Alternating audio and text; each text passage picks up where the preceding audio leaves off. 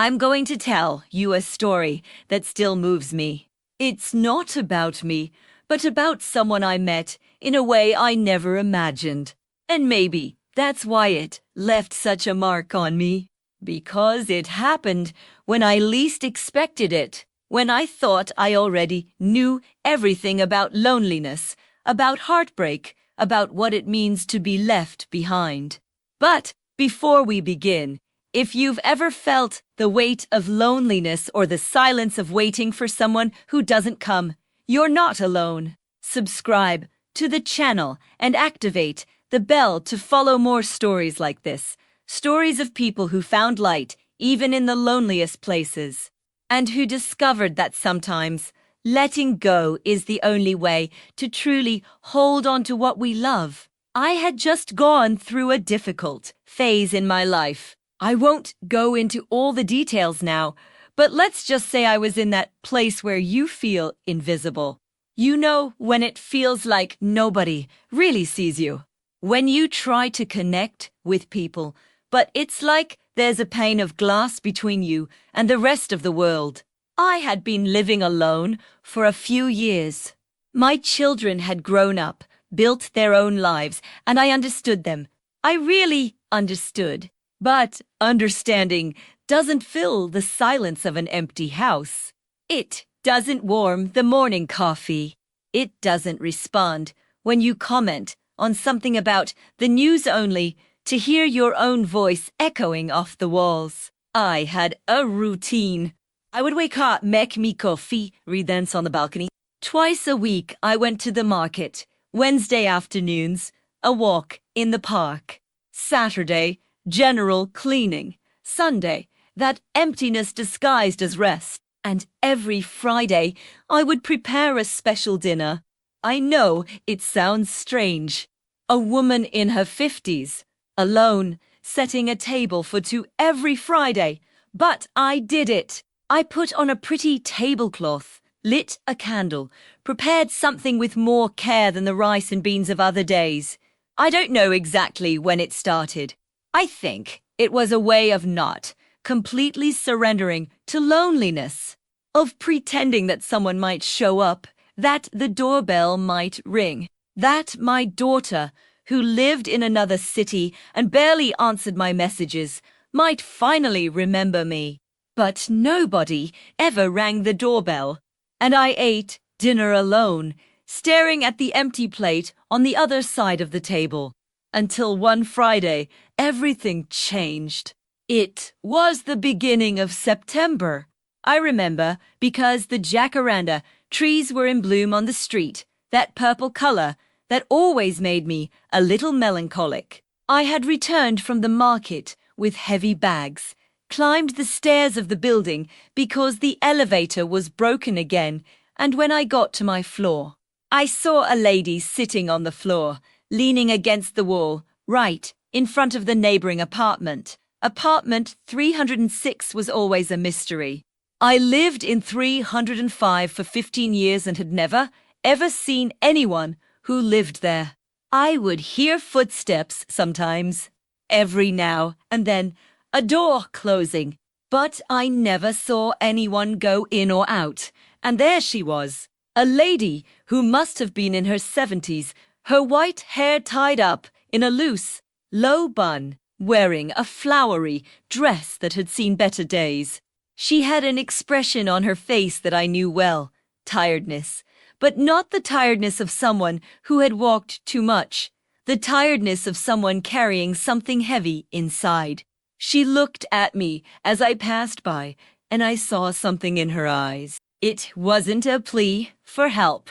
It wasn't embarrassment at being sitting there on the hallway floor. It was something else. It was as if she had been waiting. I stopped. "Are you all right, ma'am?" I asked, even though I knew it was a stupid question. No one who's all right sits on the floor of a building hallway. She took a while to answer. She looked at the door of number 306, then at me again. "I'm expecting my daughter," she said, her voice firm but trembling as she tried to hide it. "She lives here. She should be arriving soon. I looked at the closed door, at the old doormat, at the silence emanating from inside that apartment. Would you like to come in and wait at my place? I offered, without much thought. It might be more comfortable. She hesitated. I saw the struggle raging inside her. Pride, perhaps. Or fear of bothering someone. Or that strange feeling you get when you accept help from a stranger. I don't want to be a bother, she said, but she was already trying to get up. I dropped the bed. My dad reached out to her up. She almost fragile. I picked up my bags, opened the door to my apartment, and she went inside slowly, looking around as if she were entering foreign territory. Sit here. I indicated the sofa. I'm going to make some coffee. No need, she said, but I was already heading to the kitchen. While I was making coffee, I kept thinking. It was strange. Very strange. An elderly lady sitting in the hallway, waiting for a daughter who lived in an apartment that seemed uninhabited. But there was something about her that prevented me from simply ignoring the situation. Something familiar. I returned with the coffee and some biscuits I had bought at the market. She picked up the cup with both hands as if she needed the warmth. Thank you, she said, and took a long sip. I sat in the armchair opposite her. I said nothing. I've learned that sometimes silence is kinder than questions. She looked out the window at the purple jacaranda trees down below. My daughter doesn't know I came, she said suddenly.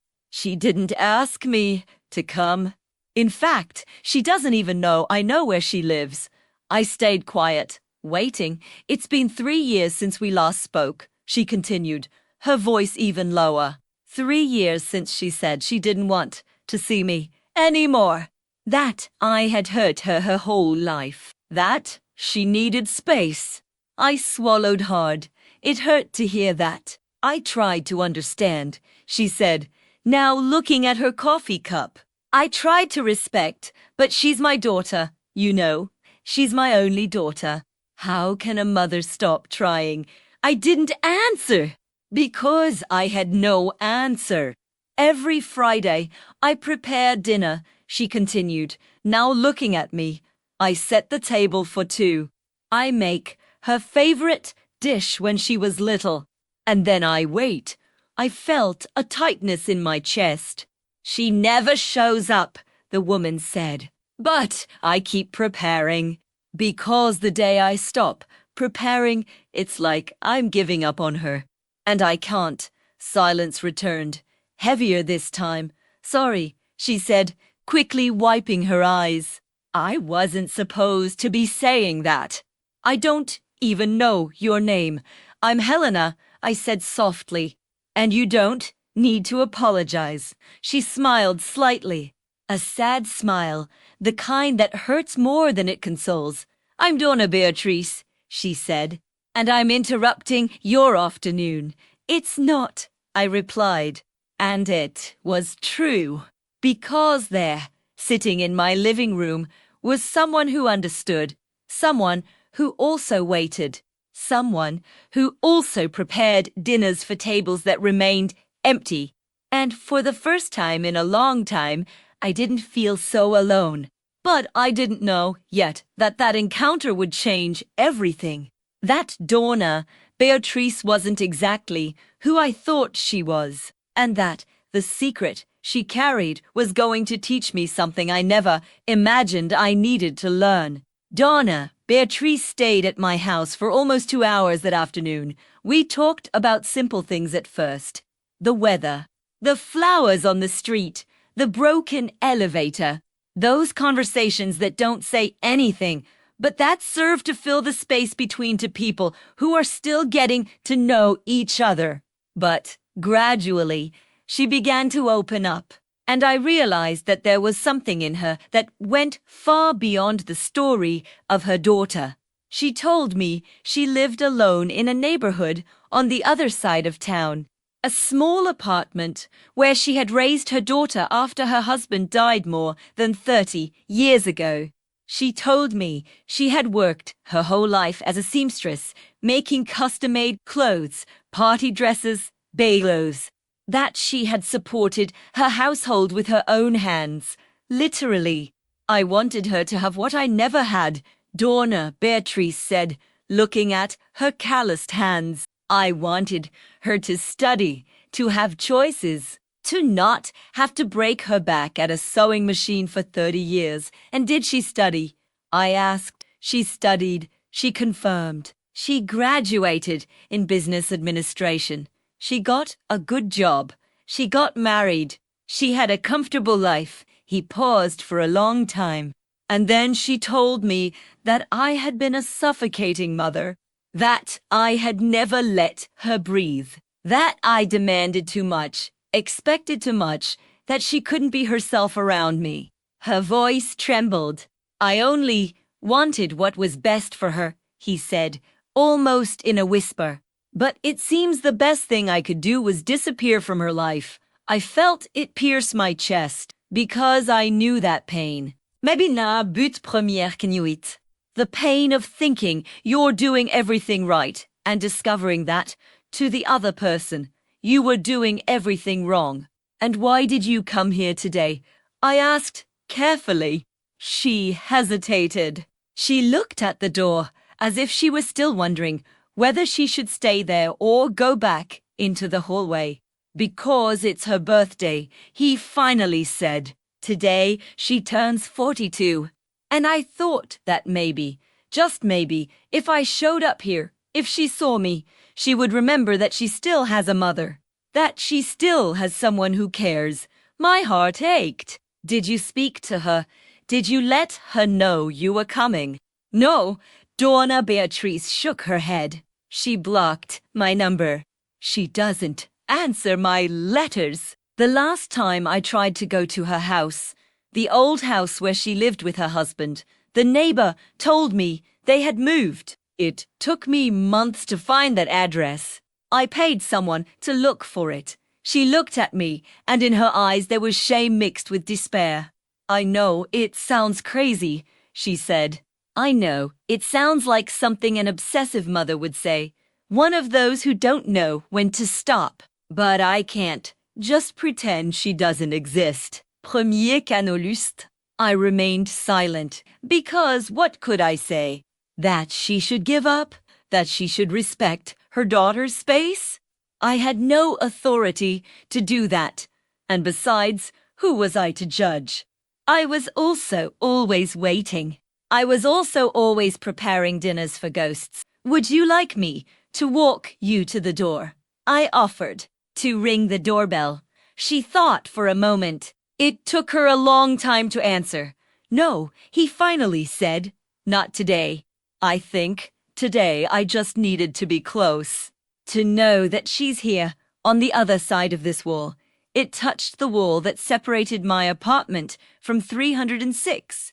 That's something, she said, more to herself than to me. When she got up to leave, it was already getting dark outside. I walked her to the door, and she thanked me with a tight hug. The kind you give when you're holding something that's about to collapse. Thank you for listening to me, Helena, she said. You have no idea how much this meant. Come back anytime, I said, and I meant it. The door is always open.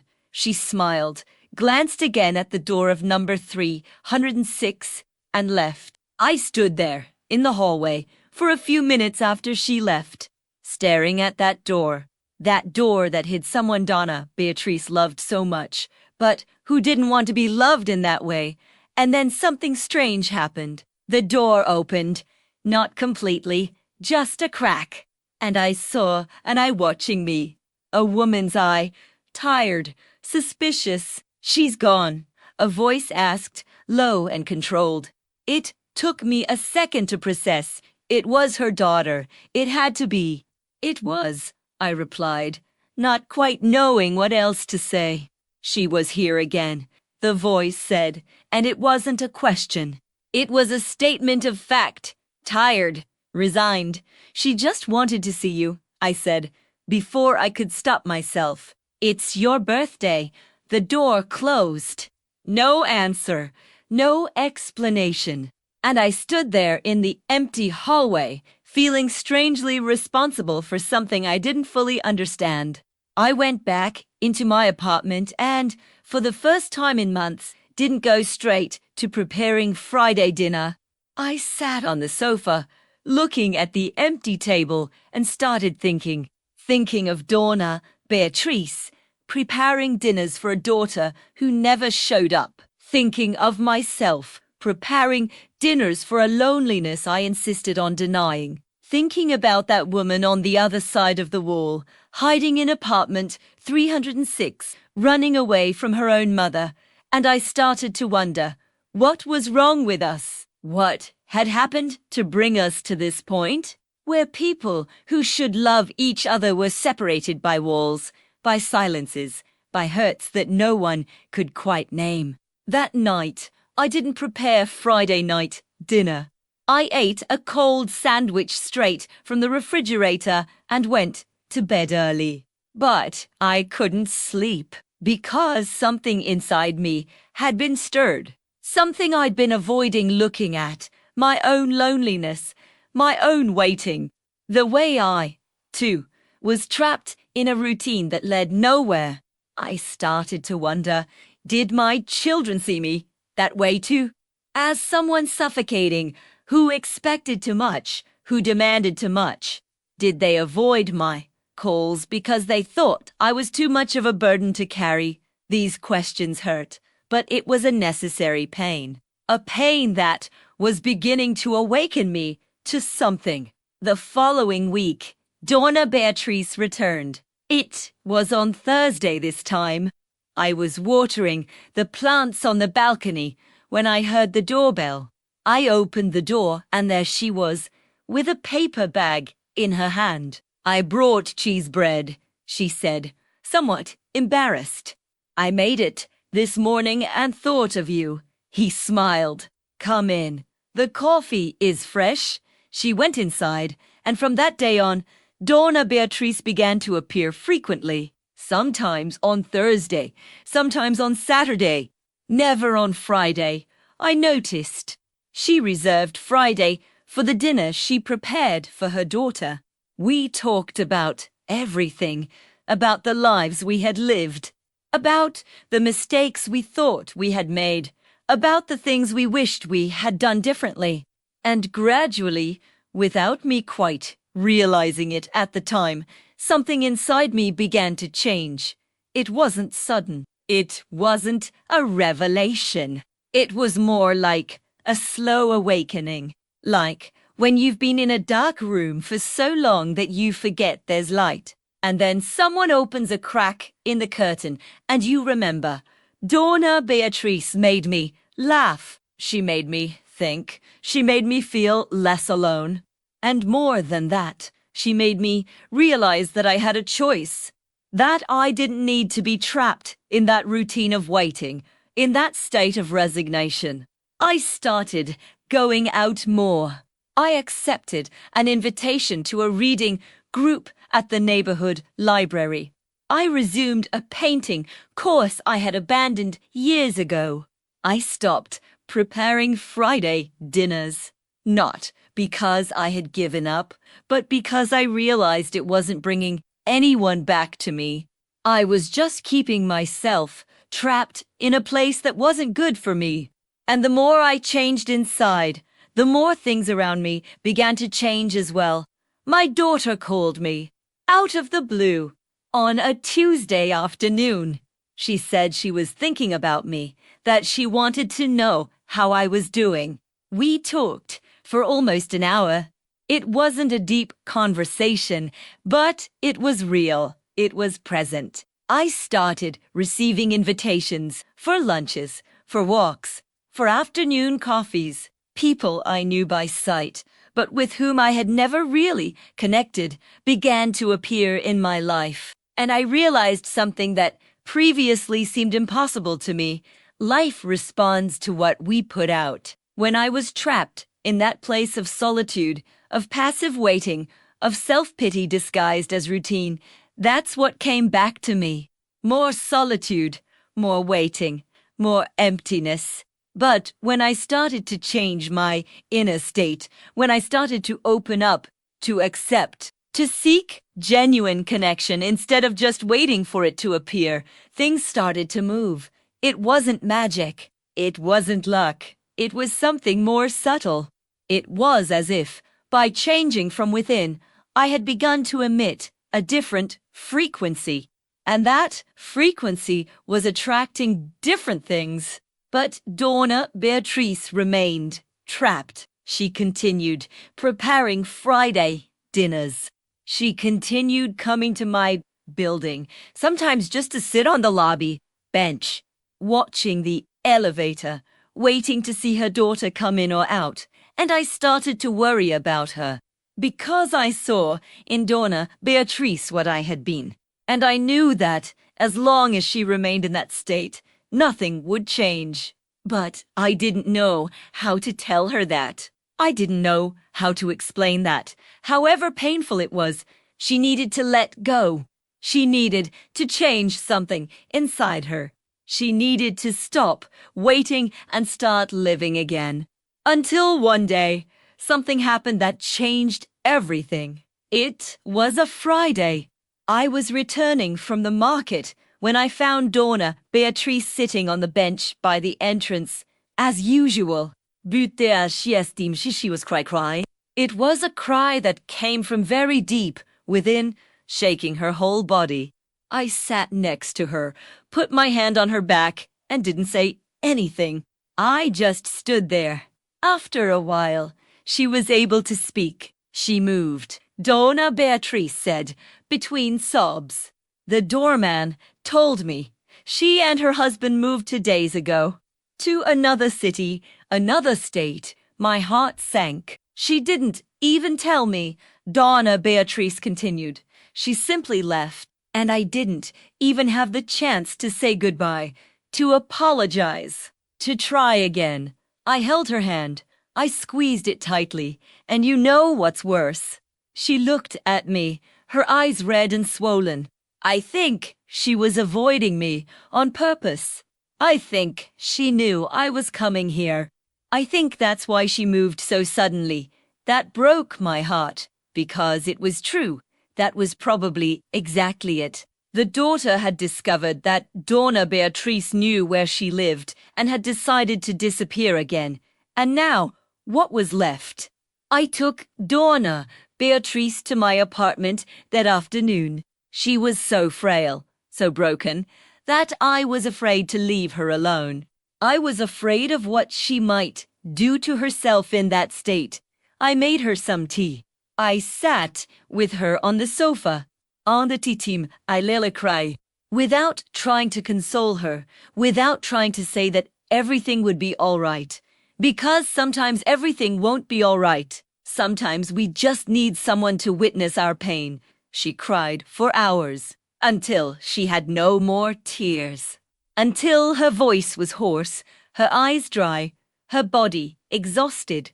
And when she finally managed to speak again, she said something that completely caught me off guard. I think I deserved this, she said, looking at her own hands. I guess I was a terrible mother and I'm paying for it. Mrs. Beatrice, don't say that, I began. But she cut me off. No, Helena, let me speak. I need to speak. He took a deep breath. When my daughter was little, after her father died, I became obsessed with doing everything right. Obsessed with making sure she had what I never had. I worked day and night. I sewed until my fingers bled. I saved every penny to pay for a good school, English classes, nice clothes. He paused, but I was tough on her. Very tough. I demanded perfect grades. I demanded perfect behavior. I wouldn't accept anything less than excellence. Because I thought that's how she was going to have a better life than mine. Her voice grew softer. I wouldn't let her go out with her friends. I wouldn't let her date. I wouldn't let her do almost anything other than study and prepare for the future. I thought I was protecting her. I thought I was guaranteeing her success. He wiped his eyes again. But what I was actually doing was suffocating her.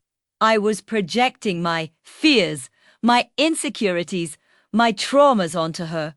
I was making her pay for the difficult life I had, without even realizing it. You did the best you could. I tried to say, did I do it?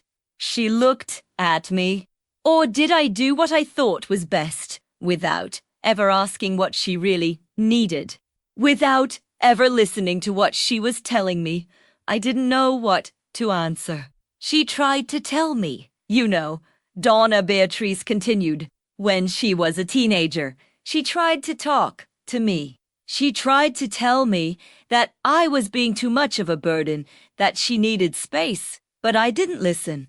I thought it was rebellion. I thought she was just trying to escape her responsibilities. He shook his head. And when she grew up, when she finally managed to leave home, she distanced herself. Gradually, at first, she called less. She visited less. And I, instead of understanding the message, put even more pressure on. Première qu'elle est morte. I complained that she had forgotten me. He closed his eyes. Until one day she exploded. She told me everything. Everything she had kept inside for years. She told me that I had stolen her youth, that I had never let her be herself, that she had spent her whole life trying to be the perfect daughter I wanted, but that now she needed to discover who she really was. Her voice broke again, and she told me she couldn't do this with me around, that I was a burden, a constant reminder of everything she had lost, and that she needed me out of her life. I felt the tears streaming down my own face just now. I tried to argue, Donna Beatrice said. I tried to explain that everything I did was out of love, but she told me that love doesn't justify control, that love doesn't justify suffocation, and that if I truly loved her, I had to let her go. He remained silent for a long moment. But I couldn't let go. She whispered. Je de la première kept trier. I kept calling, sending letters, showing up wherever she was. And now she's literally fled the state so she doesn't have to see me. He looked at me with an expression that was pure defeat. Yes, Helena. Première des Hervédites. I deserved every bit of that pain. I held her hands. I squeezed them tightly. You made a mistake, I said slowly. You made a mistake as a mother. But you know what? All mothers make mistakes. All fathers make mistakes. We do the best we can with what we know, with what we have, with who we are at that moment. She looked at me. But the problem isn't having made mistakes in the past, I continued. The problem is continuing to make the same mistakes now. It's continuing to do the same thing, expecting a different outcome. She stayed quiet, processing. You can't change what you've already done, I said. But you can change what you're doing now. You can stop chasing her. You can stop trying to force a connection that she's made clear she doesn't want. You can start respecting her choice, however painful it may be. But if I stop, she said, her voice weak, if I stop trying, I'm giving up on her. No, I shook my head. You're freeing her and freeing yourself. I saw something stir in her eyes, an understanding beginning to form. And who knows, I continued, when you truly let go, when you truly change, when you become someone different from who you were, maybe, just maybe, she feel it, and maybe she come back, not because you forced her, but because she wanted to. Donna Beatrice stared at me for a long time. And then, for the first time since I met her, I saw something different in her face.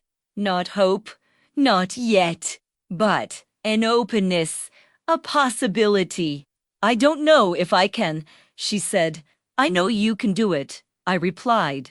Because I'm doing it, and I was just like you. She blinked, surprised, and then I told her. I told her about the Friday night dinners I used to cook for nobody, about how I was trapped in a routine of waiting and self-pity, about how meeting her had woken me up, about how I had started to change inside, and how things had started to change outside too. It wasn't easy, I admitted, and it still isn't. There are still days when I want to go back to that victim mentality, where everything is other people's fault, where I'm the poor thing who was abandoned. But I don't let that happen anymore. Because I realized that as long as I stayed in that state, nothing would really change. She was listening to me with complete attention now.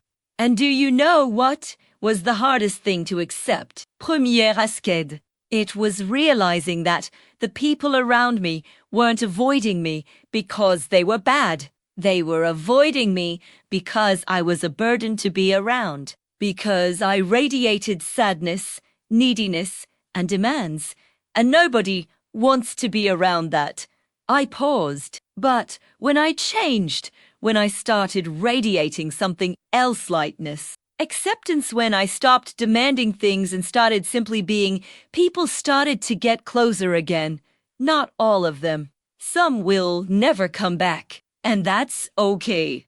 But the ones that matter, the ones who really have something to share with me, those are the ones that started to appear. Donna Beatrice's eyes were welling up with tears again.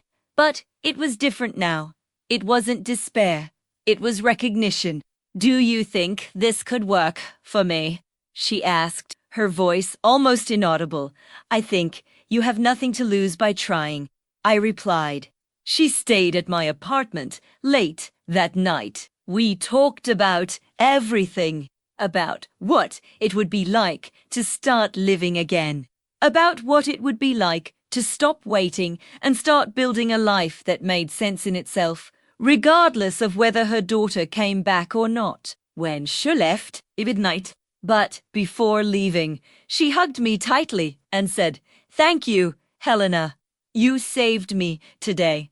You saved yourself," I corrected. I was only here to testify. In the following weeks, something extraordinary began to happen. Mrs. Beatrice stopped coming to the building. She stopped sitting in the lobby, waiting to see her daughter. I found out because the doorman asked me if she was all right, if something had happened. "She's doing great," I replied. "She's just living her life now."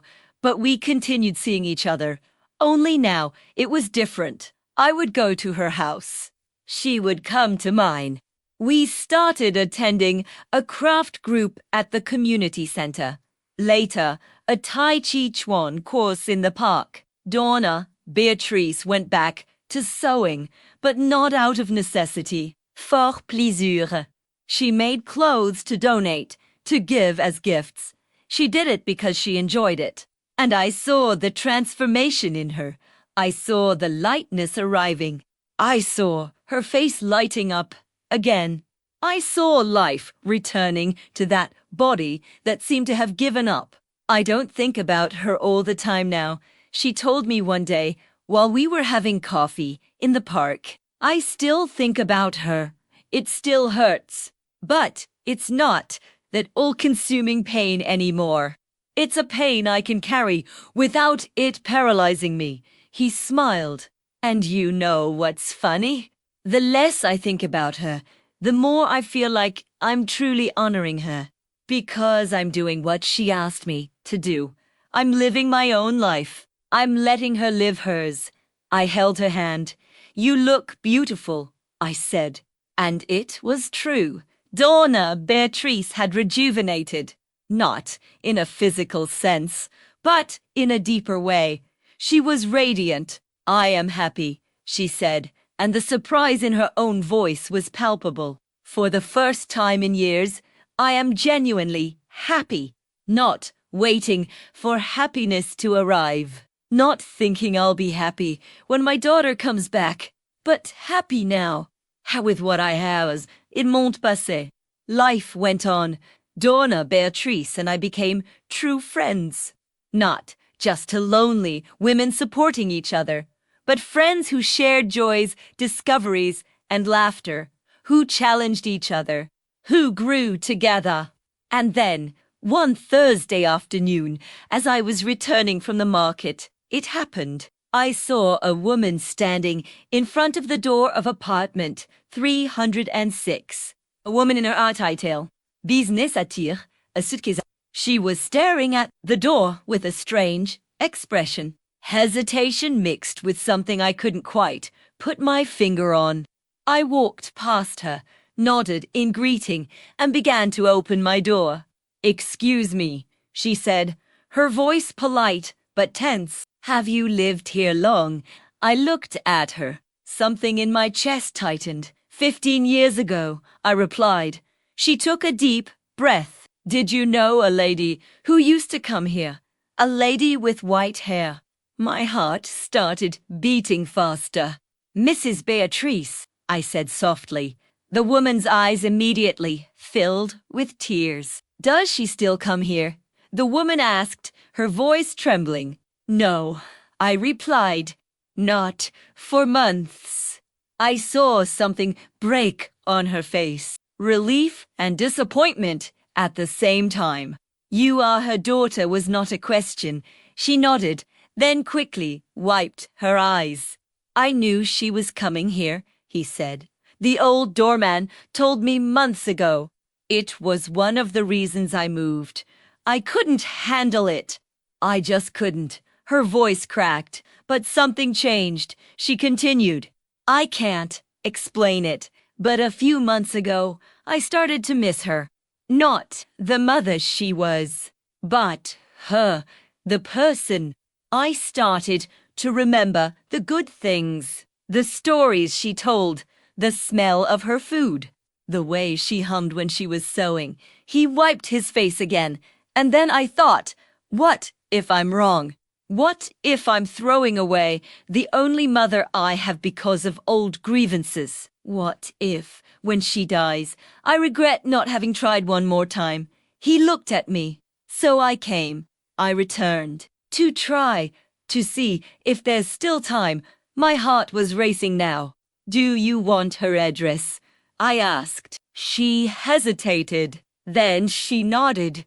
I went into my apartment, wrote the address on a piece of paper, came back, and gave it to her. "But before you go," I said, holding her hand for a moment, "you need to know something." She looked at me, waiting. "Your mother has changed," I said. "She's no longer the person who suffocated you." She understood. She let go, and she's okay now. Really okay. So when you go there, go without fear. Because you won't find judgment. You'll find a woman who has learned to live again. I saw something open up on her face. A timid but real hope. "Thank you," she said. "Thank you very much." And then she left. I entered my apartment with trembling hands. I picked up the phone. I called Donna Beatrice. "Helena," she answered, her voice cheerful. "Is everything all right?" "Mrs. Beatrice," I said, trying to control my emotion. "Are you home?" "Yes, I am." "Why?" I took a deep breath. "Because I think you're going to receive a very important visit today." I hung up the phone and stood there, in the middle of the room, feeling my heart pounding so hard it felt like it was going to burst out of my chest. I didn't tell Donna Beatrice who the visitor was. I didn't want to spoil the surprise, the impact, the moment for her. But at the same time, I was terrified. What if it went wrong? What if her daughter arrived and the two of them argued again? What if I had done the wrong thing by giving her the address? I spent the rest of that afternoon in a state of anxiety that I couldn't control. I tried reading. I tried watching television. I tried doing anything that would distract me, but I couldn't stop thinking. I thought about Donna Beatrice opening the door and seeing her daughter there. I thought about the expression on her face. I thought about all Lifton said. I thought about years of hurt and pain that needed healing, and how that was a gigantic and frightening thing, and perhaps impossible. But she also thought about how Donna Beatrice had changed, how she was no longer that desperate, clinging, suffocating woman, how she had learned to let go, how she had become whole again on her own, without needing her daughter's approval for it.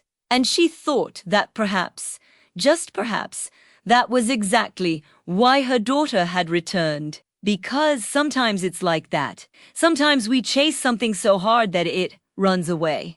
But when we let go, when we stop chasing and start living, the thing comes to us, not because we performed some magic, but because we changed the energy we were emitting. When I was stuck in that place of neediness and self-pity, I pushed people away. But when I changed, when I started radiating acceptance and wholeness, people began to get closer. And I saw that happening with Donna Beatrice too. The more she let go of her daughter, the more she built her own life, the lighter she became. And that lightness was palpable. It was something you could feel when you were near her. Que dis-tu even from afar? Is there something, some invisible connection between mother and daughter? That makes it so that when one changes profoundly, the other feels it. I didn't know, but I wanted to believe I did. The phone rang at 7 in the evening. I answered with trembling hands. Helena was Donna Beatrice, and from her voice, I knew immediately. Helena, she's here. My daughter is here. I started crying uncontrollably. Is she there now? I asked through tears. She is, Donna, Beatrice said, and her voice was filled with an emotion I had never heard before. It wasn't despair. It wasn't desperate relief. It was joy, pure joy, mixed with surprise, with gratitude. She's here in the room with me. We're talking, and is it going well? I asked, gripping the phone so tightly my fingers ached. It is, she said, and I could hear the smile in her voice. It's going very well. Very different from what I imagined. Much better. He paused. I need to hang up now, she said. But I wanted to thank you for everything. You have no idea what you've done for me. I didn't do anything, I said, wiping away tears. You did it all by yourself. No, she said firmly. You showed me the way. And I will never get that. When premiere, I sat on a room and cried. I cried with relief, with happiness, with gratitude. I cried because I had witnessed a miracle. Not the kind of miracle that appears in movies, with lights and dramatic music, but the kind of silent miracle that happens when someone changes from within and life responds. I went 3 days without hearing from Donna Beatrice. 3 days in which I respected her space, imagining that she needed that time with her daughter, without interruptions. But on the 3rd day, she showed up at my door, and when I opened it, I saw a woman completely transformed. Not physically. Physically, she was the same Donna Beatrice as always. But there was something different, a light, a peace, a completeness that I had never seen in her before. May I come in? She asked, smiling. Always, I replied, opening the door completely. She came in, sat on the sofa, and looked at me for a moment, as if choosing her words carefully. She stayed for 2 days. He began. 2 whole days. We talked about everything, Helena. About everything that happened. About the mistakes I made. About the pain I unintentionally caused. About how I was so focused on making her what I thought she should be that I never stopped to see who she really was. He took a deep breath. And you know what? was most incredible. I was able to listen. I was really able to hear what she was saying without getting defensive, without trying to justify myself, just listening and apologizing.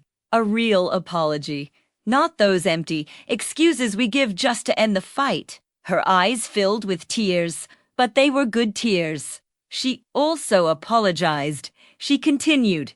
She said that perhaps she had been too harsh, that perhaps she had cut off contact in too radical a way, that she was so angry, with so much pent-up pain, that she couldn't have done it any other way. He wiped his eyes. But she said she felt it when I changed. She can't explain how, but she felt it. She said that a few months ago she started dreaming about me, dreams where I was well, happy, living my life. And these dreams made her uneasy, because she realized that the image she had of me, of a desperate and clinging mother, no longer matched what she was feeling. He held my hand, and then back no to savmot sorry for me. But because she realized that maybe it was worth trying again, with a new version of the two of us. I was crying again, without even trying to hide it. And now, I asked, what happened? We'll take it slow, Donna Beatrice said. No rush, no pressure. She went back to the city where she lives, but we'll talk frequently, and she said she wants to visit me again soon. She wants to really get to know me now. This new version of me. He smiled, and I want to get to know her too. For real. Not the daughter I idealized, but the person she is. With her dreams, her choices, her own life. We remained silent for a moment. A good silence, full of everything that didn't need to be said. You know what this means, right? Donna Beatrice said, looking at me with an intensity that caught me off guard. Do you know what really happened here? I looked at her, waiting. It wasn't just about letting her go, she said. It was about letting go of myself, letting go of old patterns, letting go of the version of myself that was trapped in a story of suffering and guilt.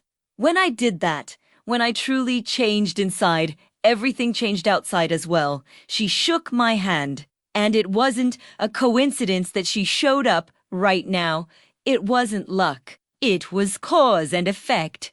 While I was in that state of despair and clinging, I pushed her away. But when I changed my state, when I became whole again, I created a space for her to return. A safe space, without demands, without suffocation. I knew she was right. I knew because I had lived through the same thing. Not in the same way, but I had lived through it. I had seen how changing on the inside changed what happened on the outside. And you taught me that, Donna Beatrice said. You taught me that we can't control others. We can't tell others to stay close, do we need?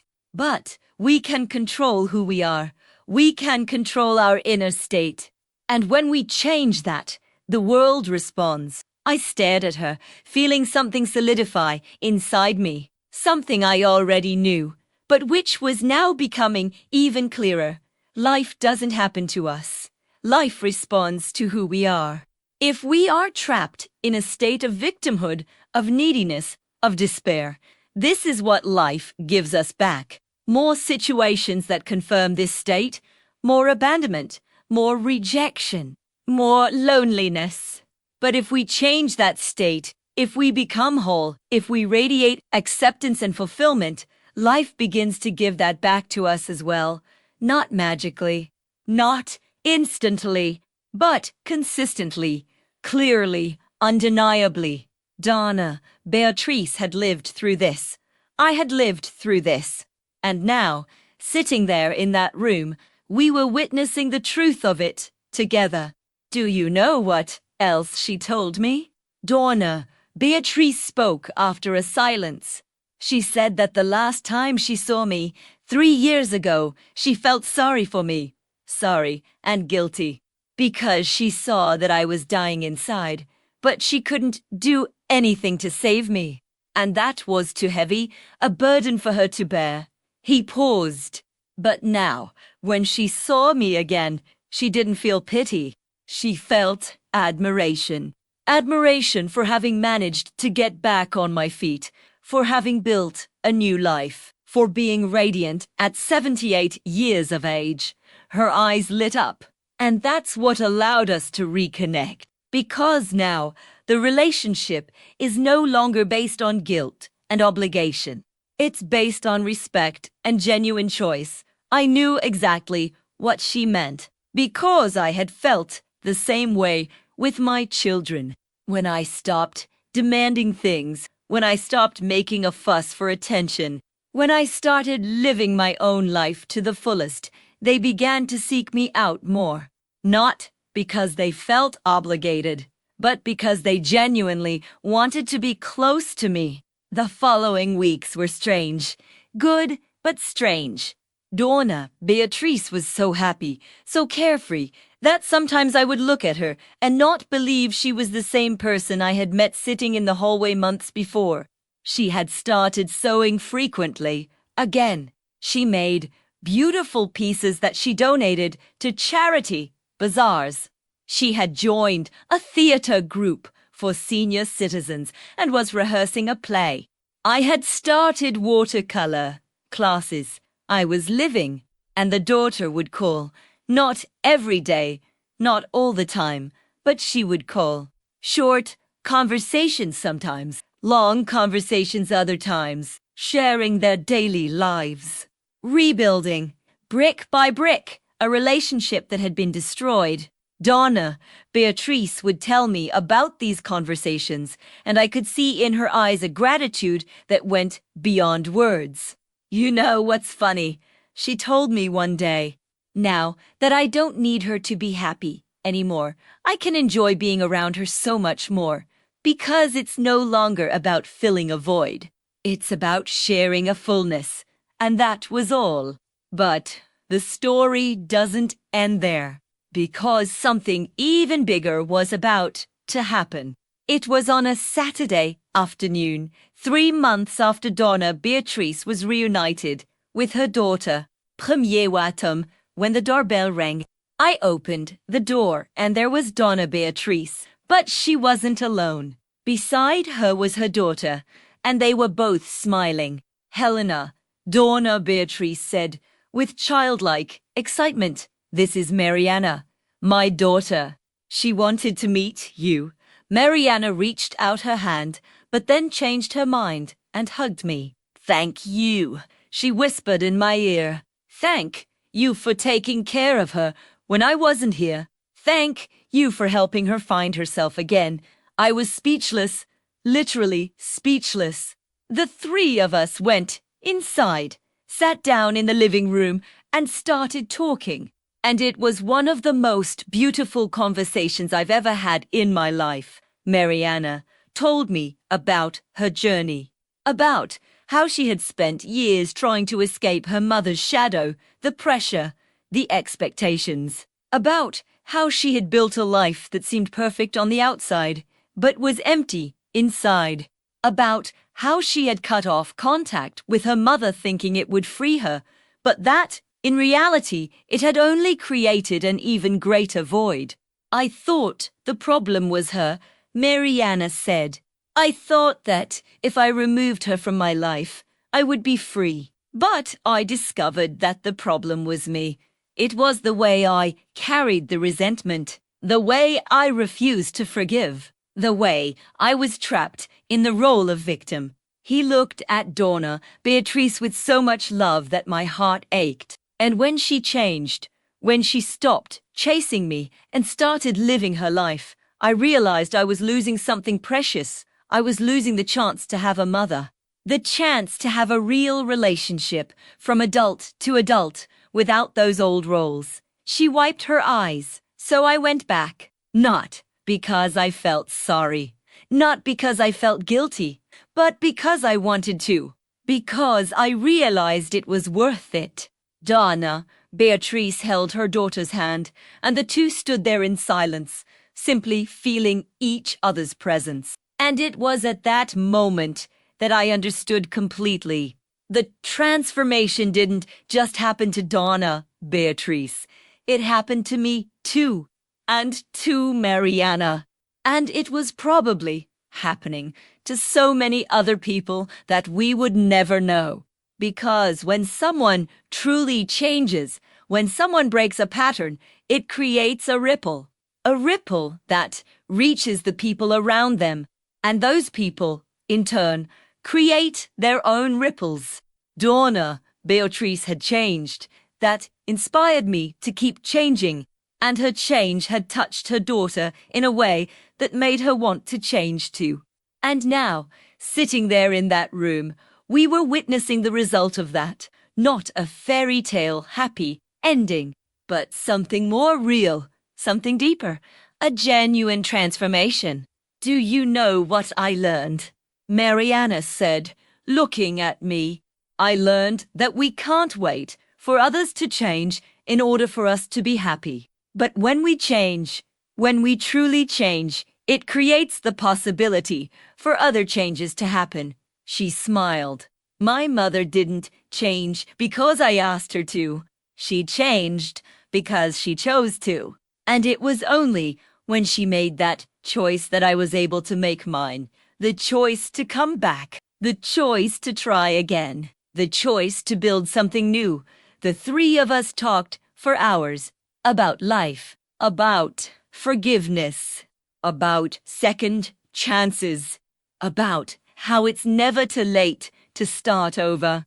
When they left, alright, I stood there, by the window watching the two of them walking together down the street.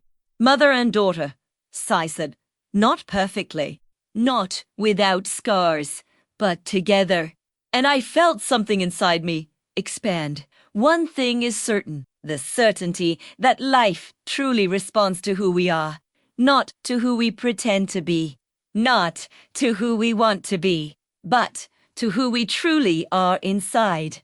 And when we change that, when we truly change, everything changes, not all at once, not magically, but consistently, clearly, in a way that cannot be denied.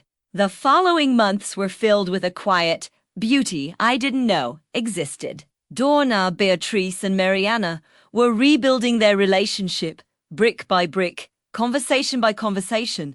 It wasn't perfect. There were difficult days. There were conversations that reopened old wounds. But their royalness on both sides to this time. Mariana started visiting her mother more often. Sometimes I would stay for a whole weekend. Sometimes I would just stop by for a quick coffee. And Donna, Beatrice, had learned to receive these visits without expectations, without demanding more, without looking abandoned when Mariana left. She simply thanked them for the time they had together and continued living her own life when her daughter wasn't around. And that was precisely what made the encounters so special. Because there was no pressure, there was no obligation. It was always on both sides. I saw Donna, Beatrice celebrate her 79th birthday surrounded by people. Not only Mariana, but also the friends she had made in the craft group, in the theater, in the watercolor classes. People who were there because they liked being near her, because she radiated good energy. I remember watching her that day in the small party room that Mariana had rented for the surprise. Donna, Beatrice, was radiant, laughing, telling stories, dancing with her friends, simply being herself, without masks, without needing to prove anything to anyone. And I thought, that's the reward. Not the daughter who came back, although that's wonderful, but the life she built, the person she became. Because even if Mariana hadn't returned, Donna Beatrice would still be fine. She would still be living this full life, surrounded by these people, doing these things that fulfilled her. Her daughter's return was a bonus, not the source of her happiness. And that was all. One Thursday afternoon, A few months after Donna Beatrice's birthday, I was sitting in the park reading a book when Mariana appeared. Alone this time. She said to me, begged for a moment. Intense, can I tell you something? Of course. I closed the book, giving her my full attention. She took a deep breath. I've been coming to see my mother frequently, he began. And every time I come, I notice something different about her. Something that wasn't there before. A peace, an acceptance, a joy that doesn't depend on anything external. He looked at me, and that made me think. It made me question my own life. Because I have everything, you know. I have a good job, a stable marriage, a beautiful house. But I don't have what my mother has. I don't have that peace. Her voice trembled slightly. I still carry so much anger. So many unresolved issues. Not just with my mother. With other people too. With myself. He paused. And seeing her, seeing how she managed to change even at 78 years old, made me realize that I can too. That I need to too. I held her hand. And do you know where to begin? I asked gently. She shook her head. I think so. I think I need to do what she did. I need to let go. Let go of the anger, the resentment, the need to be right all the time. I need to stop living as a victim of the things that happened to me and start living as the protagonist of my own life. He looked at the lake again. It's funny, isn't it? I spent years thinking my mother was the problem, and now she's my inspiration. She's the one showing me how to truly live. We remained silent for a while. A good, reflective silence. Do you want to know what changed everything for me? I asked after a while. It was realizing that life isn't about what happens to us. It's about how we respond to what happens. And that response begins within ourselves. Mariana looked at me, paying attention. When I was trapped in that place of loneliness and self-pity, I continued. I thought I needed something external to change in order to be happy. That my children needed to call me more. That someone needed to save me from loneliness. But that wasn't it. I took a deep breath. What I needed was to change my inner state. To stop waiting and start living. To stop complaining and start creating. And when I did that, when I truly changed inside, everything changed outside as well. Not because I performed some magic, but because I began to radiate something different. And life responded to that. She remained quiet, processing it. And you think it works for everyone? He asked after a while. I think it works for those who are willing to do the work. I replied. For those who are willing to look inward, take responsibility for their own state, and truly change. It's not easy. It's not quick. But it works. Mariana nodded slowly. I want to try, he said. I want to learn what you have learned. What my mother learned. What you have learned. Smile. You've already started, I said. Just by being here, asking these questions, you've already started. We met a few more times after that. Me, Mariana, and Donna Beatrice. Sometimes just me and Mariana. Sometimes just me and Donna Beatrice. We had created a strange and beautiful connection. A connection that was born from pain, but that transformed into something much greater. And I started to see Mariana change too. Not in the same way as Donna Beatrice. Each person has their own path. But she was changing. She was lighter, more present, more genuine. She told me that she had started therapy, that she was working through her issues with her mother, but also other deeper issues. That she was learning to forgive herself, to forgive others. Letting go of what she couldn't control. And I saw in her eyes the same light, that I had seen appear in Donna Beatrice's eyes. The light of someone who is waking up. It was on a Friday afternoon, almost a year after I met Donna Beatrice, that something happened that I will never forget.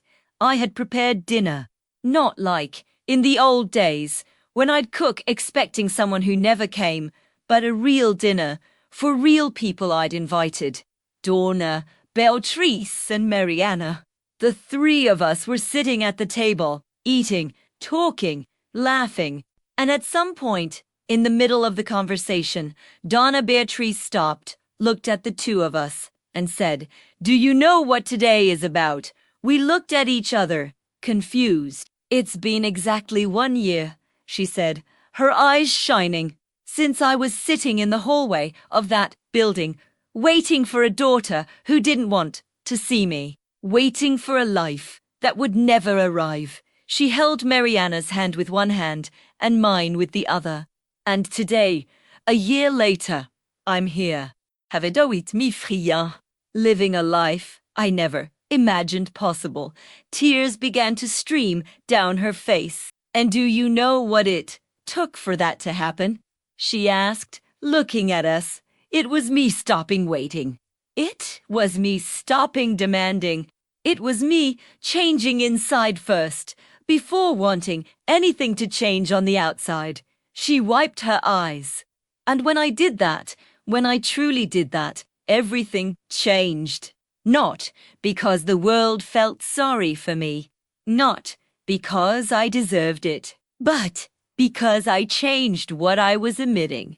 I changed my state, and life responded."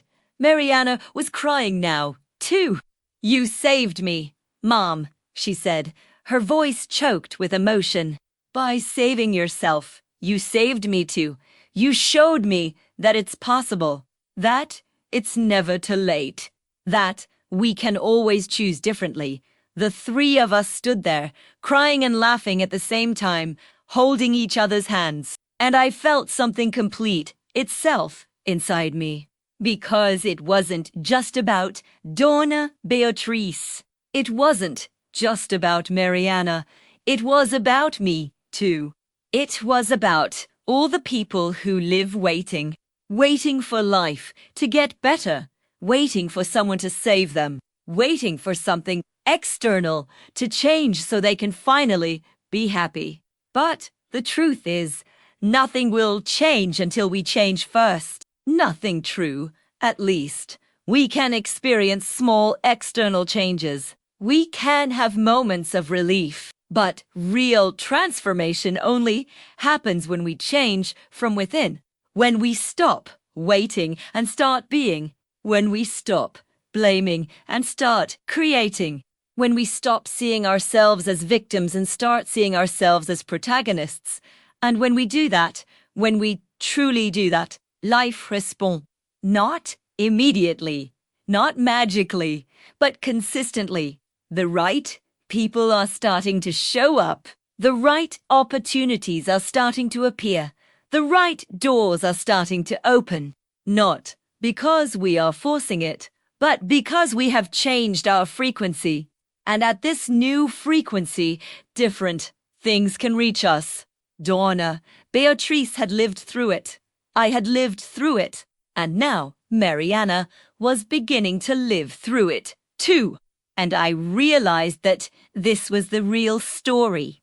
Not the story of a mother who got her daughter back, but the story of people who learned to recover first. And in doing so, they recovered their entire lives. A few weeks after that dinner, I was at home one Sunday morning when I received a call from Donna Beatrice. "Helena," she said, and from her voice I knew something had happened. "I need to tell you something." My heart raced. What it was. "Mariana is pregnant," she said, and then began to cry. "I'm going to be a grandmother. I'm going to have a grandchild." I started crying too, unable to hold back. And do you know what she told me? Donna Beatrice continued, between sobs. She said she wants me to be there, that she wants me to meet my grandson, that she wants me to be a part of his life. Her voice was filled with a gratitude that went beyond words.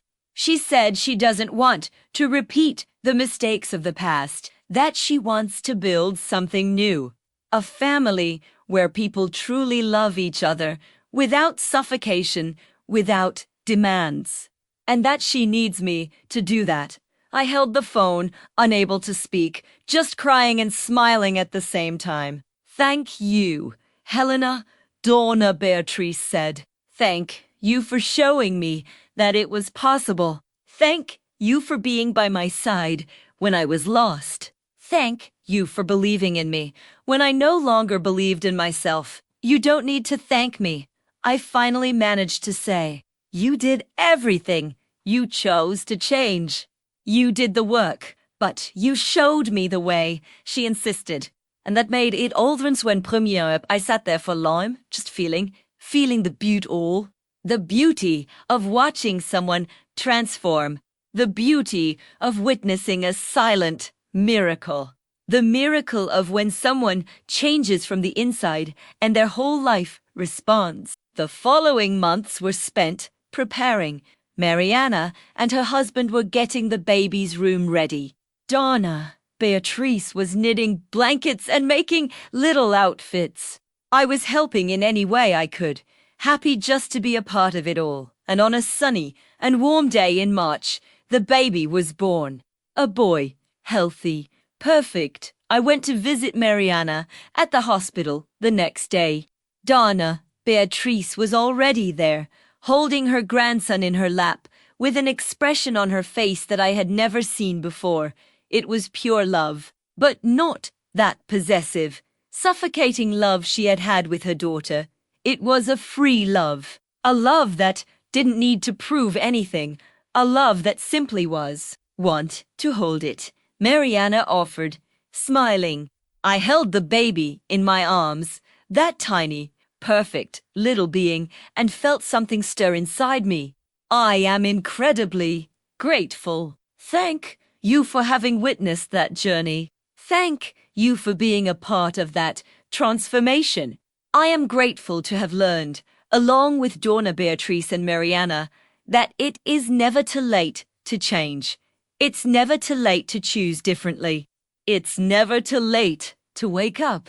I looked at Donna Beatrice, who was gazing at her grandson with such love that my heart ached. And I remembered her sitting in the hallway 1.5 years ago, lost, desperate, thinking she had lost everything.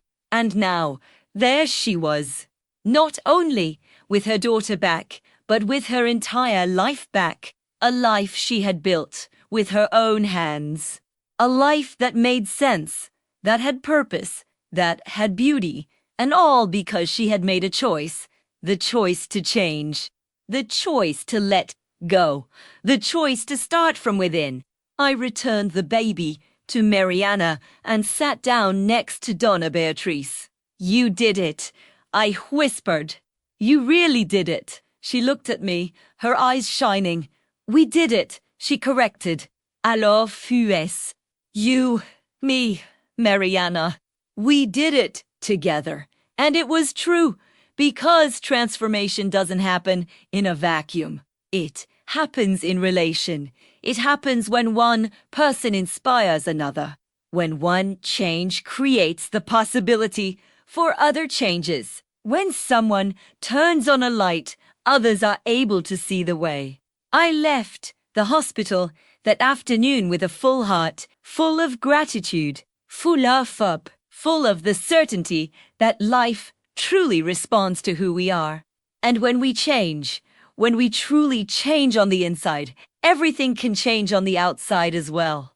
Not in the way we imagined, not in the time frame we wanted, but in a way that's even better, in a way that is real, in a way that lasts.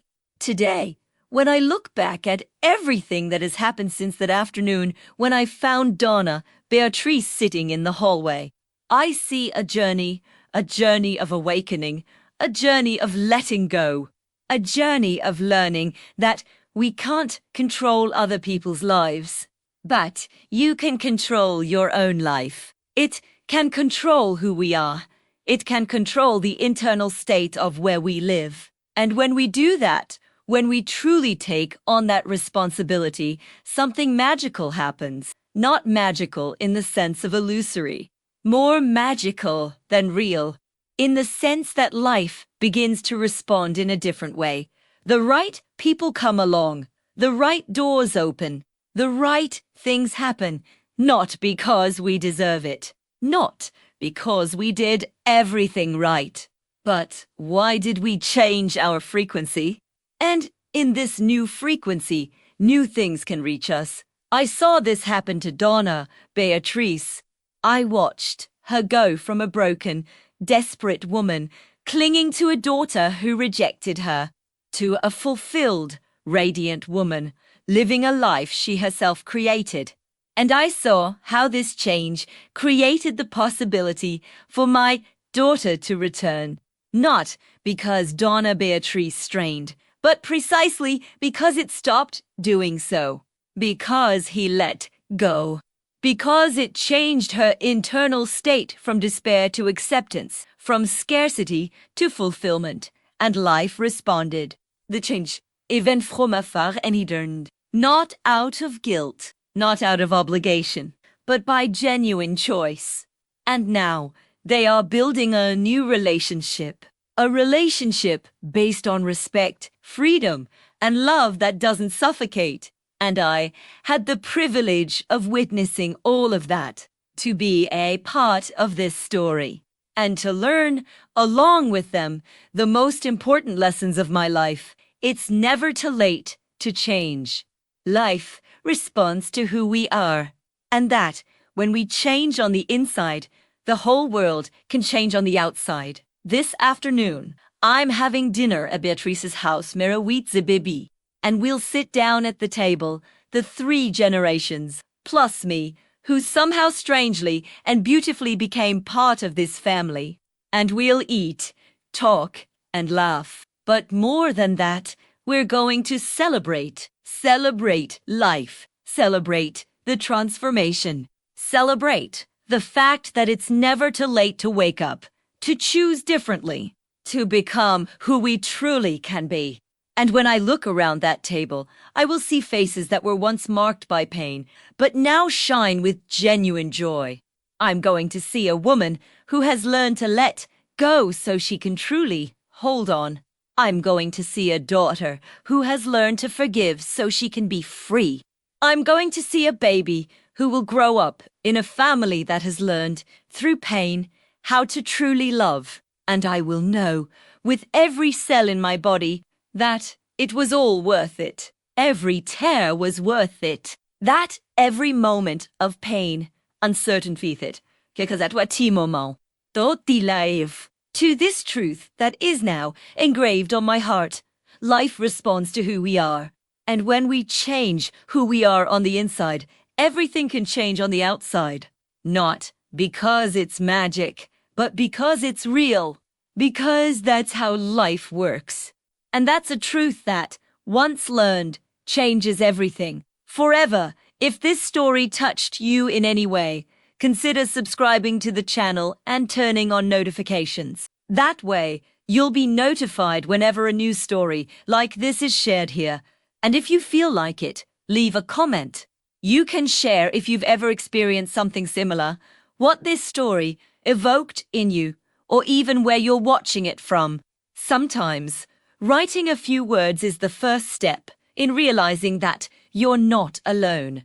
And remember, it's never too late to change. It's never too late to let go.